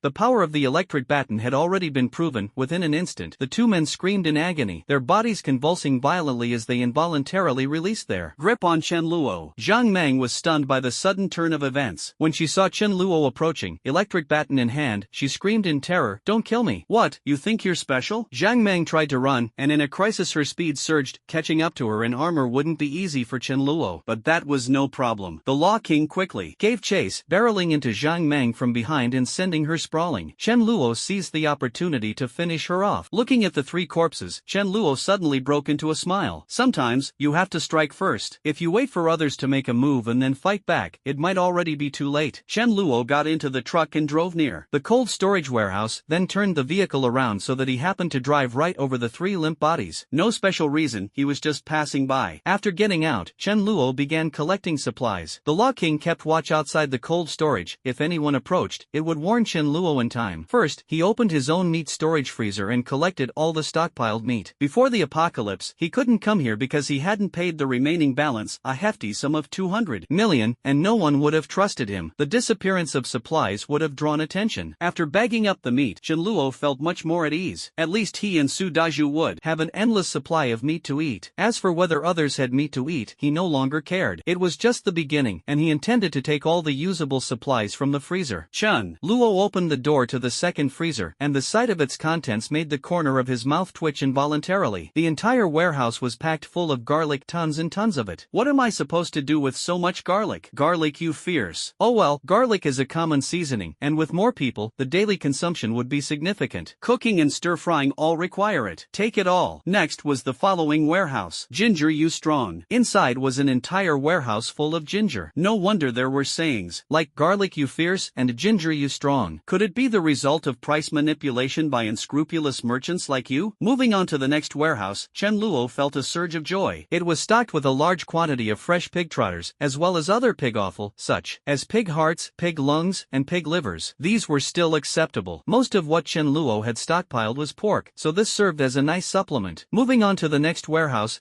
frozen chicken feet, chicken wings, and chicken legs. He also noticed quite a few duck heads. Chen Luo hesitated for a moment, thinking, I don't eat duck heads. Oh well, you can't miss out on anything you come across. There were also plenty of whole chickens and ducks. At the next warehouse, Chen Luo's eyes lit up. Inside were boxes of frozen prawns. This warehouse seemed to be specifically for storing seafood. A dazzling array of fish and seafood filled the space. Chen Luo casually opened a box, and it was packed full of mantis shrimp. This stuff is incredibly delicious when boiled. Grinning from ear to ear, Chen Luo took it all. Mantis shrimp, let's go. Hiss. To Chen Luo's surprise, there was also a significant amount of tea stored here. Although he rarely drank tea, he took it all anyway. What shocked him even more was the sheer amount of ice cream and popsicles. There were also plenty of fruits and vegetables, all of which he took as well. After taking inventory, Chen Luo discovered there were about 60,000 tons of goods. A fully stocked cold storage, what a thrill. It took Chen Luo half a day to store all the supplies into his dimensional space. There was no other way, there was just too much stuff. Satisfied and fully loaded, he drove the heavy-duty truck back. As for the sedan he had driven here, he simply left it behind. Sedans were common in the city, but the heavy-duty truck he had carefully selected was almost impossible to find. Chen Luo hummed a tune as he prepared to head home first to check on Su Daju before finding time to visit the grain depot. The cold storage and the grain depot were over 100 kilometers apart, not exactly a short distance. If it was on the way, he would go directly. On the road, during the half-day since the apocalypse began, there were no zombies capable of blocking Chen Luo's path. After turning onto a small road, he didn't see any zombies. By the roadside, a blonde-haired man hiding behind a tree spotted a heavy truck approaching and his face lit up with joy. While this spot could temporarily avoid zombies, it wasn't a place he could stay forever. What would he eat or drink? If he could hitch a ride on this truck, it would be perfect. Clutching a wooden stick for self-defense, the blonde-haired man ran to the middle of the road and shouted loudly, "Driver, please help me out. Give me a ride." Chen Luo's face remained expressionless. There was no way he would stop. Apart from Su Daju, he wouldn't take in anyone during the first month of the apocalypse. During this period, as long as one was bold enough, survivors could still obtain some relatively easy-to-find supplies. They hadn't yet experienced despair, or rather, they hadn't yet tasted the pain of hunger. If someone is well-fed and you go up to them and say, "Come with me," versus waiting until they're starving and offering them a piece of bread, which scenario would have a better effect? The answer was obvious. Besides, only after experiencing hunger could they be properly disciplined. Even Mi Ling and Meili, whom Chen Luo had his eye on, would have to endure a period of hunger. Chen Luo was in no rush. And you, a blonde-haired guy, why should I take you? Holding a stick, what if you took the opportunity to hit me when you got in the truck? Chen Luo didn't slow down and continued driving forward. If you dared to block the road, he would really dare to run you over. Seeing the heavy truck showing no signs of slowing down, the blonde-haired man froze. Even if you don't want to help, shouldn't you at least stop and say something? What kind of attitude is this, acting like you're going to run me over? Do people nowadays have no sense of decency at all? As the truck closed to within a dozen meters, the blonde-haired man quickly stepped aside. As the heavy truck brushed past him and prepared to drive off into the distance, the blonde blonde-haired man cursed angrily, "CNMD, just you wait. I'll definitely get my revenge on you someday." Hearing this, Chen Luo's face darkened, and he immediately stopped the car. Without a doubt, Huang Mao's words made sense. If Huang Mao ever had the opportunity and ability in the future, he would definitely find a way to take revenge on me. When I need your help, you should assist me. If you don't, resentment will build. This is human nature. It's like borrowing money. Normally, such resentment might only result in some bad-mouthing or minor schemes behind your back, but in the post-apocalyptic world, the consequences could be fatal. Chen Luo originally didn't want to bother with Huang Mao, but this person couldn't be allowed to stay. As the saying goes, if you pose a threat to me, even if it's negligible and almost dismissible, I can't ignore it. Chen Luo said to Fa Wang, "Did you hear what he said? He said he wants to eat dog meat." Fa Wang was stunned. Although I can't understand everything people say, I'm certain he never mentioned the words dog meat. Seeing Chen Luo stop the car, Huang Mao immediately gripped a wooden stick and approached with a menacing aura. The car door opened, and without hesitation, Fa Wang leapt out of the vehicle. His gaze locked fiercely onto Huang Mao. "It didn't matter whether you wanted to eat dog meat or not. If my master says you must die, then you will die without question." Huang Mao froze for a moment when he saw the dog jump out of the car, but he didn't panic. Instead, he sneered coldly, "Watch me use my dog beating stick technique." Huang Mao raised the wooden stick high, preparing to strike Fa Wang with full force. A trace of disdain flashed in Fa Wang's canine eyes. "I have magic. Do you really think I would engage in hand-to-hand combat with you?" After half a day of rest, the energy Fa Wang had expended in the morning had mostly recovered. Opening his mouth, a purple arc of electricity shot toward Huang Mao. Caught completely off guard, Huang Mao was struck, and his hair instantly stood on end. Although Fa Wang had only recently mastered his lightning ability, it still packed a significant punch against ordinary people and low-level zombies. Huang Mao collapsed to the ground, motionless. Chen Luo said calmly, "Finish him off, but don't use your lightning power." Letting Fa Wang take action was also Chen Luo's way of training him. The current encounters were minor skirmishes, but tougher battles would inevitably come in the future. Practicing now would prevent panic later. The power of abilities was limited, and using them to finish off an opponent was not a wise choice. Previously, Fa Wang had only dealt with zombies and had never killed a survivor. Zhang Meng had nearly been pinned down by him. Although Fa Wang was just a dog, this experience was still crucial. Fa Wang hesitated for a moment, but under Chen Luo's watchful gaze, he ultimately used his sharp teeth to sever Huang Mao's throat. The closer it got to the city center, the more zombies there were. The roads were increasingly cluttered with vehicles that had crashed chaotically due to sudden loss of control. The traffic in Chengdu was notoriously heavy, to the point where odd-even license plate restrictions had to be implemented. The bustling areas were completely blocked, with hundreds of cars involved in chain collisions. Without clearing the obstructing vehicles, not even a tank, let alone the heavy truck Chen Luo was driving, could pass through. Fortunately, the villa district where Chen Luo lived was relatively quiet, surrounded by mountains and water, with few people and vehicles. Chen Luo deliberately chose less traveled roads, even if it meant taking a longer route and spending more time. Occasionally encountering 2 or 3 cars blocking the way, Chen Luo would simply accelerate and ram through, sending the smaller cars flying. After a bumpy journey, he finally made it back near his home. Chen Luo let out a sigh of relief. It had been a tough trip. Looking around, he decided to park the heavy truck by the roadside rather than driving it into the villa district. Though the truck was powerful, it had its drawbacks. It wasn't agile, and there were roads that smaller cars could navigate but it couldn't. Turning corners was also a hassle. The roads within the villa district were narrow and couldn't accommodate the heavy truck. Forcing it in would make it extremely difficult to get it out again. Chen Luo's reversing skills were, to put it mildly, embarrassing. He said to the Law King, "Get out and lure the zombies away, then wait for me in the villa district." Chen Luo pointed in the direction of the villa district. The Law King understood, jumped out of the truck, and started barking loudly. The 20 or so zombies that had been drawn to the heavy truck immediately shifted their attention to the Law King's barking. Dogs are naturally fast, surely no zombie could catch up to a healthy adult dog, right? And with the Law King's awakened abilities, its speed had increased even further. The powerful Law King was truly as fast as lightning. Not only was it fast, but it was also incredibly agile. The small-statured Law King effortlessly toyed with the slow-moving zombies as it led them away. As the sound of the Law King's barking gradually faded into the distance, Chen Luo smiled faintly. Although the Law King's innate abilities weren't particularly outstanding, it was still a very trustworthy companion. At the very least, it would never betray him. While Chen Luo could easily deal with these zombies himself, he deliberately had the Law King lure them away for one simple reason. He wanted to use the zombies to guard his truck. Without zombies nearby, people might approach the heavy truck. While they wouldn't be able to drive it away, they could potentially damage it. Such free labor was, of course, worth making good use of. Chen Luo walked to the entrance of the villa district and, seeing that the 2 zombie security guards didn't include Su Dajun Daju breathed a sigh of relief. He had been worried about a butterfly effect causing Su Daju to turn into a zombie, which would leave him with no options. Taking out his electric baton, he easily dealt with the few zombies he encountered and began searching for Su Daju. He remembered that when the apocalypse broke out, Su Daju had fled into the villa district, climbed over a wall, and hid inside a villa. At that time, they hadn't teamed up. Later, due to a lack of food, they had both gone to the villa district's supermarket to search for supplies. It was then that Chen Luo and Su Daju had met by chance and decided to partner up. How could Chen Luo endure more than a month without seeing Su Daju? He thought to himself, brother, I miss you so much it's driving me crazy. Moreover, he didn't want to see Su Daju starving during this month, silently thinking, we're brothers, whatever I eat, you must eat too. Additionally, Su Daju was unaware of the existence of crystals in the early stages, missing the opportunity for initial development. Chen Luo had to make up for this. However, he couldn't remember which villa Su Daju was hiding in, only recalling it was somewhere on the outskirts. This didn't trouble him. While others wouldn't dare to use certain methods, Chen Luo was bold enough to try. Just then, the French king returned with a smug look on its face, and Chen Luo couldn't help but pat its head. Chen Luo held an electric baton and called out loudly, Su Daju, where are you? Zombies have poor eyesight but are exceptionally sensitive to sound and smell. Chen Luo knew that shouting loudly might attract zombies, but he was unafraid. In a room inside one of the villas, Su Daju was hiding with a quiet girl. Hearing Chen Luo's shouting, he couldn't help but complain, how can this guy be so foolish? Isn't he afraid of attracting zombies? If he gets himself killed, that's one thing, but he better not drag us down with him. However, Su Daju couldn't help but stand up. It was Brother Chen. With Brother Chen's intelligence and wisdom, how could he not realize that doing this was very dangerous? But he hadn't expected Brother Chen to use this method to find him. Although their friendship hadn't reached such a level, Su Daju was still deeply moved. He walked to the window and, sure enough, saw Chen Luo, with the quiet girl following behind. Just then, a zombie was lured over, and Chen Luo calmly electrocuted it. This scene was witnessed by both Su Daju and the quiet girl. The quiet girl was not the owner of this villa but had escaped into it with Su Daju when the apocalypse broke out. She was astonished by the power of the electric baton and thought to herself that if she had such a weapon for self-defense, she wouldn't fear encountering zombies. No wonder this person was so bold. Su Daju shouted loudly, Brother Chen, I'm here. Chen Luo also saw Su Daju, and a smile unconsciously appeared on his face as he thought, good brother, you're safe and sound after all. However, when he noticed the quiet and delicate girl, his expression instantly darkened. Damn it, how could he have forgotten about this green tea *TCH, Chen Jing? In his previous life, both he and Su Daju had suffered miserably because of this Chen Jing. Chen Jing was deeply manipulative. When the supply of purified water ran low, she feared that tap water might be risky and could turn her into a zombie after drinking it. So, she used Su Daju as a test subject. Brother Daju, have some tea. Su Daju, unsuspecting, drank it without hesitation. After Chen Luo and Su Daju teamed up, Chen Jing always said in front of Su Daju, Brother Daju, with you by my side, I always feel very safe. But to Chen Luo, she would say, Brother Chen, the first time I saw you, I felt especially close to you. She always hid the food she was allocated, pretending to be desperately hungry on the surface but never actively asking for more. Instead, she acted pitiful, even pretending to faint from hunger. When Su Daju shared his food with her, she would tearfully express her gratitude, though her backpack was actually stuffed with food. Her manipulative skills were masterful, playing Su Daju like a fiddle. Thinking about all this, Chen Luo was filled with rage, wishing he could slap Chen Jing to death right then and there. However, after calming down, Chen Luo realized he couldn't act impulsively. If he killed her outright, it might create a rift between him and Su Daju, driving them further apart. Fine, he thought, I'll use Chen Jing to teach Su Daju about the treachery of human nature. Killing her wouldn't even be satisfying, just wait and see how I make her suffer. Chen Luo said to Su Daju, Daju, come with me to my place. We can look out for each other. Su Daju nodded eagerly, thinking to himself that following Brother Chen was definitely the right choice. Two men together could indeed watch each other's backs. Earlier that morning, Brother Chen had even given him a heads up, and sure enough, things had unfolded just as he said. Chen Jing also agreed, reasoning that with Brother Chen holding an electric baton, being with him added an extra layer of security. Brother Chen, my name is Chen Jing. We're even from the same family line. Who knows, maybe we were one family 500 years ago. In this appearance-driven world, people with ordinary looks, even if skilled in tea art, are often overlooked. Chen Jing gave off the impression of a delicate and charming young woman. Her looks were decent, barely qualifying her as the class beauty. Chen Luo smirked, let's not talk about this now. Hurry up and go. Running into zombies would be troublesome. Chen Jing was calculating in her heart, thinking she needed to deepen Chen Luo's goodwill toward her. Having two men to protect her might increase her chances of surviving until the government rescue arrived. In the early days of the apocalypse, everyone held on to the hope that this disaster was only temporary. However, the longer they waited, the more despair they felt. Along the way, Chen Luo encountered 2 zombies and unhesitatingly killed them with an electric baton. Seeing this, Chen Jing was overjoyed. The more powerful the electric baton, the more secure she felt. After entering the house, Chen Jing looked around at the decor of Chen Luo's home, feeling greatly surprised. The location, environment, and size of this villa were clearly on a completely different level from the previous one. If she could wait for the government rescue and win over Chen Luo, wouldn't that be killing 2 birds with 1 stone? Moreover, Chen Luo wasn't some old geezer or unattractive oddball. His handsomeness far surpassed those so-called pretty boys. At this moment, Su Daju's stomach protested discontentedly. If this apocalypse was caused by some kind of virus, then it could not only turn people into zombies but also grant them special abilities or even enhance their physical constitution. Su Daju was clearly one of those transformed individuals. The virus indeed brought great benefits to survivors, but the price was an increased demand for energy by the body. Poor Su Daju hadn't eaten much in the morning, and now, as evening approached, his stomach was growling with hunger. The villa they had stayed in earlier had no food at all, as its owner had been away for years. What food could there possibly be? Chen Jing also shyly glanced at Chen Luo. Chen Luo said, "Don't worry, I'll get something to eat." He walked to the refrigerator and, apart from leaving 3 slices of bread, stored everything else in his ability space. Chen Luo divided the 3 slices of bread into 2 portions, one with a single slice and the other with 2 slices. Suddenly, a mischievous idea popped into his mind, and a sly smile appeared on his lips. "Just giving it to you to eat would be too easy, wouldn't it?" He called over the French bulldog and rubbed the single slice portion on the dog's rear. The dog was completely bewildered. Chen Luo chuckled, "Just adding a little extra flavor for you." Returning to the 2 of them, Chen Luo put on a regretful expression and said, "Sai, this is all we have at home. Make do with it." Su Daju hesitated and said, "Brother Chen, you should keep it for yourself." Chen Luo said casually, "It's fine. We'll just find a chance to grab some food from the supermarket." Then, he turned to Chen Jing and said, "You're a girl with a small appetite. Giving you a slice of bread isn't too much, right?" With Chen Jing's green tea personality, she would never say something like that outright. Although she was inwardly dissatisfied, she also felt that Chen Luo made sense. Su Daju needed to be full to have the strength to find food for her. Su Daju was truly starving and devoured the 2 slices of bread in 3 bites, clearly still unsatisfied. Not to be outdone, Chen Jing quickly stuffed the entire slice of bread into her mouth. Chen Jing's expression suddenly became a bit strange. Did this bread taste off? The Thunder King looked at her in horror. "You dare to eat bread that touched my butt? I think I even left a pile in the cold storage." Chen Luo smiled calmly, his expression unchanged, but he was laughing inside. The taste of the Thunder Kings, but consider yourself lucky to experience it. Seeing Su Daju occasionally rubbing his stomach, Chen Luo realized that while constantly targeting Chen Jing might be satisfying, Su Daju would suffer as a result. Given Su Daju's personality, if Chen Luo gave him good food, he might share it with Chen Jing, who still hadn't revealed her true nature. There was no way Chen Jing could be given the premium bread. Chen Luo already felt distressed about it. He had to deal with Chen Jing quickly, or many things would become inconvenient. Chen Luo clapped his hands, and the 3 of them sat on the sofa. He said in a deep voice, "There's no food left. We must get some as soon as possible. While the supermarket at the entrance of the community is still empty, we need to take more." Su Daju said, "Brother Chen, let's go now. I'll cover you. Rest assured and hold the stun baton. As long as I'm alive, the zombies won't be able to harm you." Chen Luo shook his head. This method won't work. Even when fully charged, this electric baton can only take down 4 zombies. From what I see, there are way more than that near the supermarket. I have a better idea. He pointed at Chen Jing. "Girl, you're petite and should be pretty quick. You go distract the zombies while Deju and I head to the supermarket to grab supplies, then we'll regroup afterward." Chen Jing was stunned. "You want me to distract the zombies?" Chen Jing said aggrievedly, "Brother Chen, I've been weak since I was a child and can't run fast at all. This is basically sending me to my death." Chen Luo sneered, "Then I'll be responsible for distracting the zombies. You and Deju should have no problem getting the supplies, right?" Chen Jing actually didn't want to do it either. It was too dangerous. With a sob in her voice, she said, "Brother Chen, it's not that I don't want to go. I only have the piece of bread you gave me this morning. I'm afraid I don't have enough strength and might end up dragging you down." Chen Luo said discontentedly, "Then what do you think you can do? We can't possibly take all the risks while you sit back and enjoy the benefits, can we?" Chen Jing never expected Chen Luo to have no sympathy at all. He didn't have the demeanor of a real man, wasn't taking care of women something he should do, yet he still wanted her to participate in the operation. She could only look pitifully at Su Daju, hoping he would say a few fair words for her, but Chen Luo didn't give her the chance, coughing once, "I haven't had water since this morning, and my throat feels like it's on fire. It's my fault for not stocking up on bottled water at home. I'm not even sure if the tap water is contaminated. How about this, Chen Jing? You try it for me? If you try it, it, I won't make you go. At this moment, Chen Jing was already furious. Is this something a man should do, using me as a test subject? Worried that the water might be contaminated, she didn't even dare to drink the waha in her own backpack. Su Daju was standing nearby, and she thought to herself, why do I always have to do something? If I were capable, would I even need you? She whispered, I can help you wash your clothes and take care of your daily needs. Brother Chen, please don't make things difficult for me. Just then, out of the corner of her eye, she caught sight of the Dharma King and suddenly exclaimed excitedly, that's it, we can let it test whether the tap water is drinkable. The Dharma King looked at Chen Jing with a bewildered expression. Although I'm not human, you're really something else. Using me as a test subject makes me want to bite you. The furious Dharma King lunged at Chen Jing, heading straight for the backpack she was carrying. Chen Jing screamed in fright, clutching her bag tightly. The contents of the bag spilled out, and her true identity was revealed. The Dharma King barked at Chen Luo to signal him. Chen Luo's eyes lit up. What good stuff do you have there? Let me take a look. How could Chen Jing possibly be a match for one man and one dog? Chen Luo forcibly opened her backpack and found quite a few good things inside. A large pack of beef jerky, 2 chocolate bars, a bag of chips, over a dozen small jellies, and 2 bottles of waha. Many girls are accustomed to carrying some snacks with them, and Chen Jing was no exception. When she saw the zombies appear, she realized a disaster had occurred. Many disasters are prolonged, and the importance of supplies goes without saying. Having food and drink can greatly extend survival time while waiting for national rescue. Although Su Daju had saved her, she was unwilling to share her snacks with him. After hiding with Su Daju for most of the day, she was starving. She had originally planned to find an excuse to avoid Su Daju and secretly eat something. But not knowing how long this disaster would last, Chen Jing thought it would be better to wait until she was absolutely famished before eating. Unexpectedly, those two scoundrels, the French king and Chen Luo, exposed the snacks in her backpack. She had been claiming all along that she had nothing on her. Chen Jing's mind went blank. The exposure wasn't the most important thing. Offending these two men would make it difficult to get free supplies in the future, especially Chen Luo, who clearly had it out for her. Looking at the backpack full of snacks, Chen Luo couldn't help but laugh, thinking to himself that he had always known Chen Jing would hoard supplies in the future, but he hadn't expected her to already be carrying so many snacks before the apocalypse. Her ugly side was finally starting to show. Haha, just looking at this is making me hungry. I won't hold back then. Chen Luo inserted a straw into one of the waha bottles and downed it in a few gulps. At the same time, he handed the beef jerky and chips to Su Daju. Daju, you're not full yet, right? Here, eat up, and then we'll go get more supplies. This time, Su Daju didn't hold back with Chen Luo. Without a word, he took the snacks, his eyes faintly showing dissatisfaction toward Chen Jing. In the morning, he had risked his life to save her. She couldn't climb over the villa wall, so he had climbed back to help her over, nearly getting caught by zombies in the process. Yet, despite clearly having food, she had lied and said she didn't, obviously unwilling to share with him. Su Daju wasn't stupid, he was just kind-hearted and didn't assume the worst about others. He wasn't naive. Realizing what had happened, Chen Jing screamed and lunged forward. That's my stuff. Give it back to me. Chen Luo pushed her down forcefully, and Chen Jing fell to the ground with a thud, crying, you two men bullying a little girl like me, what kind of men are you? Chen Luo sneered coldly, go ask those zombies if they care whether you're a man or a woman. Although he had exposed a bit of Chen Jing's true nature, it was far from enough. Su Daju needed to gain a deeper understanding of human nature. Thus, Chen Luo decided to teach Chen Jing a lesson. Instead, he comforted Chen Jing, saying, don't cry. We need to eat our fill first to have the strength to search for supplies. This time, you don't have to go. All the food is yours, and when we come back, we'll repay you double. Chen Jing realized that no matter what, she couldn't fall out with Chen Luo and Su Daju. Doing so would bring her no benefit and would instead push her into a desperate situation, leaving her with no one to turn to even if she died. With tears in her eyes, she said, it's my fault. I was too afraid of hunger when I was little. I know I have a bad personality. I'm sorry, it's just my instinctive reaction. She began fabricating a story, recounting the hardships of her childhood. Chen Luo couldn't help but admire her ability to come up with such a story on the spot. Chen Luo casually ate a few jelly snacks and gave the rest to Su Daju. Chen Jing watched from the side, feeling distressed as their stockpile of supplies was completely depleted. Let's rest for an hour, then go check out the supermarket at the entrance, Chen Luo suggested. Su Daju nodded. I'll follow your lead, brother Chen. Chen Luo pretended to rest but secretly summoned the Dharma King. Dharma King, go outside and attract some zombies over here, just a dozen or so, and lead them this way. The king slowed down gradually, ensuring not to shake off the zombies, so as to lure those low-level, unintelligent ones. In times of crisis, one can see a person's true nature. When disaster strikes, it often reveals someone's real character. The king looked at Chen Luo in confusion. He understood luring zombies, but luring them home was something he couldn't quite comprehend. Chen Luo glanced at him. Don't worry about it. You'll understand when we get it back. The king accepted the order and left. Chen Luo went downstairs first, quietly opened the door to the house, and then took 4 garlic bulbs out of his ability space. He went to the kitchen and chopped them into minced garlic. Garlic couldn't actually deal with zombies, but its pungent smell would strongly attract them. If someone carried a strong odor, low-level zombies would swarm over and tear that person apart. Chen Luo prepared 2 bowls of garlic juice and placed them on the table. Deju, don't panic this time when we go out. When I came back from outside earlier, I happened to see someone with a string of garlic tied to them, and the zombies were actually scared and backed away. Chen Jing's eyes lit up. There was indeed a scene in the movie where garlic was used to deal with zombies. Su Daju also showed an excited expression. Chen Luo said regretfully, "It's a pity that we only have this little garlic at home, just enough for 2 people. Let's go to the supermarket and see if we can find more." At that moment, a series of zombie growls came from the distance. It was clear there were quite a few of them, definitely not just 1 or 2. Chen Luo's face suddenly changed. The growls of the zombies grew closer and louder, almost echoing right in their ears. The iron door began to rattle noisily. Chen Jing's face turned pale. Wasn't the door locked? Hearing this, Chen Jing's face turned even more ashen. The zombies have reached downstairs. Chen Luo unhesitatingly poured the garlic juice over himself and pointed to the other bowl, saying to Su Daju, "Daju, quickly use this bowl of garlic." Su Daju, kind-hearted as he was, hesitated. Despite his growing dislike for Chen Jing, if he used it, wouldn't that mean Chen Jing would die? The number of zombies was clearly significant, and he couldn't handle them alone. If Chen Jing had previously harbored some suspicion about Chen Luo's intentions, wondering if he might be trying to trick her, those doubts vanished when she saw Chen Luo pour the garlic juice over himself. Surely, Chen Luo wouldn't harm himself, right? With only 1 bowl left, it meant only 1 person could survive. Chen Jing had a sudden idea and immediately, without hesitation, poured the garlic juice Chen Luo had prepared for Su Daju over herself. Chen Luo tried to stop her but failed. Before the apocalypse, Chen Jing wouldn't even consider pouring garlic juice on herself, let alone eating garlic, as she found the smell too pungent. Now, she was afraid there wasn't enough garlic juice on her. Watching this scene, Su Daju was stunned. Chen Luo, however, laughed and said, "See that, Daju? After the apocalypse, don't be kind to just anyone, because some people, they're not even human." In her previous life, Chen Jing not only excelled in tea art but also had a ruthless heart. Taking advantage of Su Daju and Chen Luo's injuries, she stole all the supplies and clung to another backer, almost angering Chen Luo to death. Chen Jing's face changed drastically. "You tricked me? Wasn't it you who jumped in yourself? Did I force you to pour garlic all over yourself? Let me tell you honestly, you're doomed." Zombies are extremely sensitive to the smell of garlic. Chen Jing broke down and said, "I just want to survive. Is that wrong?" Chen Luo snorted coldly, "No, it's not wrong. But you grabbed hold of an honest man and bullied him mercilessly, especially since that man is my brother. Using your own words, we all want to survive. Sacrificing you, is that wrong?" Chen Jing's tea art worked on honest men, but when it came to ruthless individuals, in this post-apocalyptic world, she was nothing more than a tool for venting. Getting a little life-saving energy every day was already a luxury. In her previous life, Chen Jing thought she had found a new support, but it turned out to be the beginning of a nightmare. After all, not everyone was Su Daju. As the zombies gradually closed in, Chen Luo couldn't be bothered to say more to Chen Jing. He quickly retrieved armor from his spatial ability and skillfully put it on. At this moment, Chen Jing was destined to become a dead person, and the dead don't reveal secrets. As for Su Daju, Chen Luo would tell him that his awakened ability was spatial manipulation. Chen Luo's attire left the 2 of them dumbfounded. Chen Jing finally understood why Chen Luo dared to splash garlic on her. "Deju, find a room to hide in. Right now, you'll only drag me down." Su Daju responded, fully aware that with this armor on, zombies couldn't harm Chen Luo at all, and he would indeed only be a burden to him. Chen Jing also wanted to find a room. The look of despair on her face earlier had vanished, replaced by flattery and obsequiousness. "Brother Chen, let me go this time. After this, you can do whatever you want with me." Chen Luo let out a cold chuckle. "I want you dead. If you die, I'll let you go." The zombies had come upstairs. Chen Luo kicked Chen Jing, shoving her toward the horde. At that moment, Chen Jing completely broke down. "Chen Luo, what did I ever do to offend you? Every time we meet, you target me. Chen Luo, you'll die a miserable death." Chen Luo looked on coldly, completely unmoved, his heart already frozen over. "Anyone who'd hurt me or my brothers in my previous life, I won't let a single one of them go." Chen Jing had no value left. If it weren't to show Su Daju just how ruthless people could be, it wouldn't have taken this much effort to get rid of her. "Because of you, I didn't even get to enjoy my dinner." A single Chen Jing was clearly not enough for the zombies, and the remaining ones lunged at Chen Luo, only to be electrocuted with ease. Looking at the mess and bloodstains all over the place, Chen Luo felt utterly devastated. "My home." He was on the verge of tears, feeling utterly helpless. He had miscalculated. His home of over a decade had encountered such terrible misfortune today. Su Daju came out, looking at Chen Jing's remains with a complicated expression. Chen Luo didn't say much and called on Su Daju to move all the zombie corpses out of the villa. After all, how could anyone live there otherwise? The two of them spent nearly half an hour moving all the zombies to the roadside far from the villa. There was no other choice. Looking at the bloodstains all over the ground, Chen Luo really couldn't be bothered to clean up. At this moment, if only there were a little maid to help. Mayu is quite good, works efficiently, but Chen Luo doesn't know whether she's dead or alive. Regardless of her fate, letting the apocalypse train her a bit first would make things much smoother when he visits. So, who should mop this floor? Chen Luo didn't want to do it himself, but he felt embarrassed to let Su Daju do it while he rested. So, his gaze shifted to the Dharma King. It's you! Chen Luo grabbed a few rags in a bucket, teaching the Dharma King how to pour water and wring the rags. Dharma King, this important task is entrusted to you. Only after finishing can you eat. The Dharma King was stunned, but how could it refuse Chen Luo's orders? You really are a dog. Su Daju said, Brother Chen, let's go to the supermarket to grab some stuff. With Chen Luo's armor and electric baton, it was incredibly easy. Chen Luo had been exhausted all day and didn't want to bother with the effort. Those trivial things didn't interest him at all. Chen Luo waved his hand and said, I have something tastier here. Come on, let's go upstairs and drink. Su Daju had only eaten 2 slices of bread and a bit of snacks, which wasn't enough for him even before his awakening, let alone after. On the dining table, Chen Luo successively brought out 8 dishes: spicy chicken, beer duck, pickled fish, braised pork knuckle, stir-fried cauliflower, scrambled eggs with green peppers, and home-style tofu. Chen Luo deliberately placed the spicy chicken in front of Su Daju, as he loved chicken. He also took out 2 bottles of chilled beer and a large serving of rice, giving the rice to Su Daju since he didn't like eating just the dishes. The fragrant aroma of the food made Su Daju's eyes widen, and he almost started drooling. This was simply unbelievable. Did it appear out of thin air? Su Daju asked dumbfoundedly, Brother Chen, you? Woof woof. Chen Luo explained with a light smile, Daju, have you noticed any changes in your body? Su Daju nodded and said, this morning, I had a bit of a headache, but I feel like my strength has increased a lot. The increase in strength was just one aspect of Su Daju's transformation. What he didn't know was that his vitality was also significantly enhanced. When Su Daju's level increases further, an ordinary dagger will no longer be able to easily pierce his body. Chen Luo continued, I actually sensed this kind of change even before the apocalypse arrived. If your transformation belongs to the strength category, then mine is in the spatial category. I suddenly discovered that I could control a bit of spatial power. I always have a premonition in my heart, a feeling that a disaster is coming, so I stored some supplies. If this statement were said to be false, it wouldn't be entirely untrue either, but such a situation wouldn't be as outrageous as reincarnation. Not only Su Daju, but if there are trustworthy confidants in the future, Chen Luo would explain it this way as well. Su Daju nodded, half understanding. Chen Luo smiled and said, I also have a feeling that we will become brothers. Come on, don't think too much about it. No matter how big the world is, eating is the most important thing. Looking at the table full of delicious dishes, Su Daju couldn't help but swallow. There are too many dishes, we can't finish them all. Brother Chen, let's save some, just a few dishes are enough. Chen Luo said boldly, no worries, if we can't finish, there's still the Dharma King. It hasn't eaten yet either. The Dharma King, who was mopping the floor, didn't care at all. Leftovers? Back when it was wandering, even having slop to eat was a luxury. Thank you, master. Seriously, is mopping the floor really something a dog should be doing? Chen Luo usually didn't drink alcohol, unless there was a special occasion, but to celebrate reuniting with Su Daju, Chen Luo felt he had to have a drink. Not much, just 2 bottles of chilled beer. Watching Su Daju devour his food, Chen Luo felt a tinge of guilt flash through his heart. The appetite of those with special abilities was generally large, especially for those with physical abilities, each one a veritable food bucket. Yet, how much food was actually provided to them? At first, Chen Luo didn't realize this. It was only after interacting with other physically gifted individuals that he came to understand. Just thinking about the feeling of hunger made Chen Luo uneasy. Su Daju always gave up his share of food for him, and Chen Luo couldn't imagine how much hardship he had endured in silence. Chen Luo vowed never to let Su Daju go hungry again. Watching Su Daju eat happily, Chen Luo revealed a smile akin to that of a proud father, as if seeing his child finally eat their fill, filling his heart with immense satisfaction. Under Chen Luo's constant urging, Su Daju didn't hold back. Even 8 dishes weren't enough to satisfy him. It wasn't until Chen Luo brought out a large plate of chicken that Su Daju finally felt completely content. Being able to fill Su Daju's stomach, Chen Luo felt more delighted than if he had eaten a ginseng fruit. Chen Luo got up, walked to the kitchen, and took out a barrel of purified water from his ability space to start cleaning the zombie crystals he had obtained. He didn't bother to count them, but there were over 200 in total. After finishing the cleaning, Chen Luo came out and saw the Pope staring at him eagerly. You said you'd leave me leftovers, but in the end, you didn't leave a single bite. That glutton ate it all. Chen Luo smiled and took out a portion of braised pork for the Pope. up. Without hesitation, he said, in a few days, there won't be many people in the world who can eat better than the Pope, this dog. Right now, every household just has some reserved food supplies, that's all. Chen Luo called Su Daju over and handed him a crystal. Daju, try to absorb the power of these crystals. It can quickly enhance your strength. Su Daju curiously asked where the crystals came from. Chen Luo smiled and explained that they were dug out from the heads of zombies. Su Daju immediately showed a look of disgust, feeling a bit nauseated. He thought of something and asked doubtfully, Brother Chen, how did you know there were such things in the heads of zombies? Chen Luo replied, when your head was hurting this morning, it felt like something was forming inside. I guessed it was a crystal. Then I wondered if there might be something like that in the heads of zombies too. Sure enough, they have it in their heads too. Su Daju suddenly realized and praised, Brother Chen, you're so smart. Chen Luo smiled. This kind of thing could be figured out with a bit of quick thinking. It wasn't much of a secret. Even those who were unfamiliar with it could easily understand after some exposure. Chen Luo said gently, from now on, don't call me Brother Chen, just call me brother. Brother Chen and brother are, of course, different. Although Su Daju was tall and sturdy, he was actually 3 days younger than Chen Luo. Su Daju immediately grinned foolishly and said, alright, brother, I've always wanted to have an older brother. Chen Luo and Su Daju had actually known each other for more than a year. In Su Daju's heart, Chen Luo was completely different from those arrogant homeowners who looked down on him as a security guard. He was always gentle and polite, never overbearing. This respect naturally made Su Daju feel a sense of goodwill. This was also the reason why, in their previous lives, the two naturally became partners after meeting. Chen Luo let Su Daju choose a room to calmly absorb energy, while he entered another room to begin absorbing the power of the crystals. After the Dharma King finished eating, Chen Luo casually tossed it a crystal. Eat them one at a time. If you feel like you can't handle it, then stop eating. Crystals can be absorbed by holding them in the palm or by swallowing them directly. The difference lies in the control. Holding them allows for free regulation of the absorption rate, whereas swallowing them directly could lead to an overload of energy, which in extreme cases might result in the body exploding. Of course, such a scenario is almost impossible with the lowest grade crystals. Still, considering these things are dug out of zombie brains, doesn't eating them feel disgusting? The Dharma King, however, didn't seem to mind. Chen Luo lay on the bed, holding a crystal in his hand, and began absorbing. The power contained within the crystal could enhance one's abilities after absorption, with the best results coming from crystals of the same attribute. For instance, space-type crystals would yield the best effects for Chen Luo. This power cannot be absorbed without limit. It depends on the individual's capacity. It's like eating. Some people can eat 10 bowls of rice, while others can only manage half a bowl. Those who can absorb more naturally have better aptitude and can grow stronger faster. The amount of power that can be absorbed at one time also increases as one's strength improves. Based on his past life's experience, Chen Luo estimated that he could currently absorb the power of 8 crystals in one go. This was already quite a lot. Some low-aptitude ability users, upon first awakening, might not even be able to fully absorb the power of a single crystal. The power contained in each crystal varies. Some have more, some less, but the differences aren't significant. By absorbing around 20 crystals in total, Chen Luo estimated he could reach the strength of a level 2 ability user the day after tomorrow. Just as he was absorbing, he suddenly sat up. Something's wrong. After absorbing 5, why does it feel like I've only absorbed a tiny bit? Originally, after absorbing 5 crystals, it should have been more than saturated, but now it only felt like filling a gap between teeth. This was, of course, a good thing. The more power absorbed at once, the faster the strength would grow. Chen Luo was both surprised and delighted as he began to absorb again. By the time he absorbed the 21st crystal, a sudden sharp pain struck his head, though it wasn't as excruciating as the pain he experienced during his awakening that morning. He could hardly believe it. On the first day of the apocalypse, he had already reached level 2? In his previous life, it had taken him until the 14th day to advance. When he first awakened in the morning, he could release 4 spatial orbs at once. Now, Chen Luo could fire at least 15, and their power had also increased. The threat posed by zombies hadn't undergone a qualitative change. At most, he could kill 11 or 12 of them, still falling short of the efficiency of an electric baton. He didn't dwell on this and continued absorbing the crystal's power. After reaching level 2, the lowest grade crystals had a diminished effect on Chen Luo because their energy wasn't pure enough. Once he reached level 4, the lowest grade crystals would essentially become useless, serving only to barely accelerate energy recovery. As a result, Chen Luo didn't even bother picking up some zombie crystals. Just having enough was sufficient. It wasn't until he absorbed 42 crystals that he felt he had reached his limit and could no longer continue. The ability to absorb so many was partly due to his advancement to level 2. Leveling up not only enhanced his abilities but also slightly improved his physical constitution. The physical strength of a king-level ability user was not inferior to that of a level 10 physical type ability user. any weakness was only relative. Feeling the power within him, Chen Luo stood up, pondering whether he could now use the void sword. He began to concentrate all his energy into his palm, forming the shape of a sword. This sword wasn't invisible or colorless, instead, it was a faint white, laser-like lightsaber that gathered in his hand. Unfortunately, after less than 5 seconds, Chen Luo collapsed onto the bed, drenched in sweat. Forcing himself to use this ability consumed far too much energy. In his previous life, when he was at level 9, Chen Luo mastered Void Walk, and at the king level, he mastered the Dimensional Blade. This doesn't mean that one must reach level 9 to master Void Walk. It all depends on individual comprehension ability, as there are no NPC skill mentors to teach skills. Now, as long as he has enough energy in his body, Chen Luo can use Void Walk even at level 1. However, it's clear that at level 1, it's impossible to have enough power to sustain such an ability. He estimated that he would need to reach level 4 to barely use Void Walk, and even then, it would only be for short distances, at most 100 meters. A single use would completely drain all his energy. The Void Sword was an ability he mastered at level 7, condensing the power of space into a tangible form. The Void Sword was extraordinarily sharp, describing it as cutting through iron like mud wouldn't do it justice. It could slice a target's body in half without any blood flowing out. The wound couldn't be pieced back together, and healing was utterly ineffective unless another powerful spatial ability user intervened. The Void Sword was a formidable weapon for Chen Luo, perfect for ambushes and eliminating enemies. At his peak, the Void Sword Chen Luo condensed was almost solid, capable of lasting effortlessly for half an hour. Now, however, it was just a faint shadow of light, barely lasting 5 seconds. Exhausted, Chen Luo smiled faintly, not minding too much. Being able to use it at all was already an achievement. Against those with extremely strong defenses, this was enough to pose a threat. Unable to absorb any more crystals and worn out from the day's exertions, Chen Luo soon fell into a deep sleep. The Dharma King not only had to perform its duties, but also protect the home. With its highly sensitive hearing and sense of smell, it was more reliable than any bodyguard. The troubles it could handle, it would resolve on its own. Only those it couldn't manage would it notify Chen Luo about. One could say that with the Dharma King around, Chen Luo could sleep peacefully. Otherwise, he would live in constant exhaustion, always on guard against uninvited guests. The Dharma King thought to itself, I feel like I'm bearing too much that I shouldn't have to. This dog's life is full of weariness. The next morning, Chen Luo asked Su Daju and the Dharma King about their crystal absorption. Su Daju excitedly said, Bro, the method you taught really works. I feel like my strength has increased a lot.